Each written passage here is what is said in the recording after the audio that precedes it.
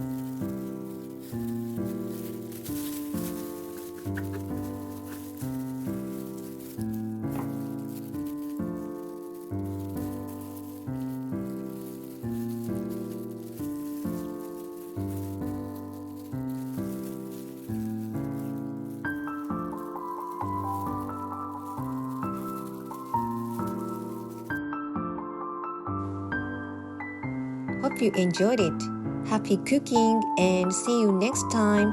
Bye for now.